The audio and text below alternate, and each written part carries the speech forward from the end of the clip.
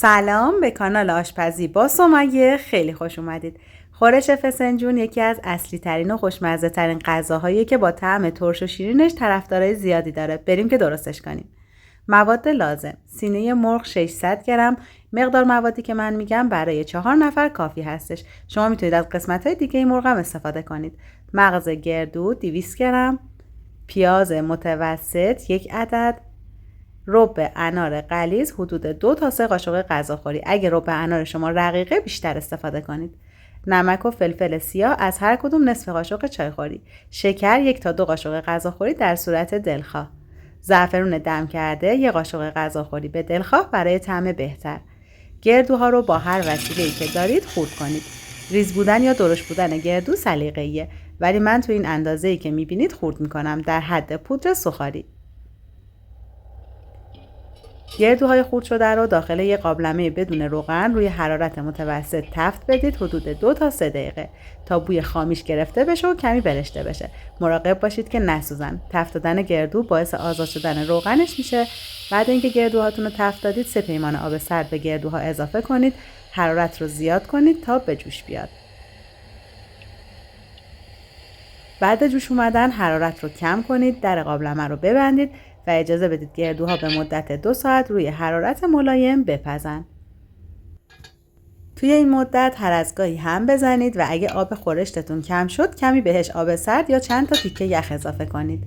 سینه مرغ رو به قطعات متوسط برش بدید. قطعات خیلی کوچیک نبرید تا مرغتون داخل خورشت وانره. پیاز رو پوست بگیرید، ته پیاز رو جدا نکنید. بعدم پیاز رو رنده کنید. زمانی که ته پیاز رو جدا نمی کنید، پیاز راحت تر رنده میشه و موقع رنده شدن از هم نمی پاشه.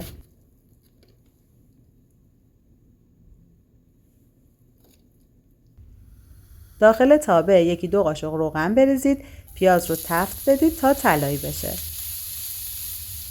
کمی نمک و فلفل سیاه بزنید و 30 ثانیه تفت بدید. تیکه های مرغ رو به تابه اضافه کنید. زعفرون دم کرده روی مرغ‌ها بریزید و هم بزنید تا عطر و رنگ زعفران به خورد مرغ بره. مرغ‌ها رو تفت بدید تا رنگشون تغییر کنه. حدود 5 تا 7 دقیقه.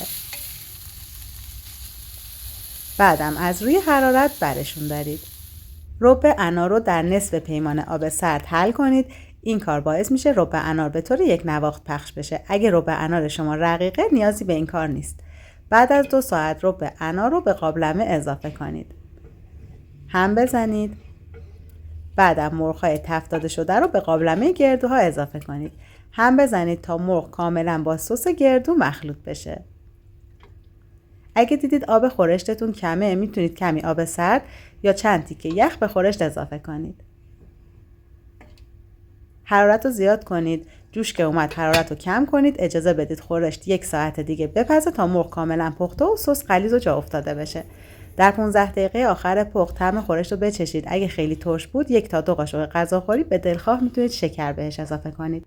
پلو رو داخل ظرف بکشید. آموزش پلو رو داخل کانالم گذاشتم و میتونید ببینید.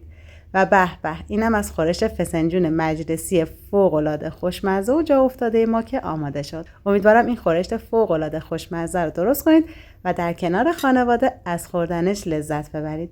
دوستای عزیزم، اگر از این ویدیو خوشتون اومد ممنون میشم ویدیو رو لایک کنید و اگه تا الان عضو کانالم نشدید حتما عضو بشید. سپاس که تا انتهای ویدیو کنار من بودید.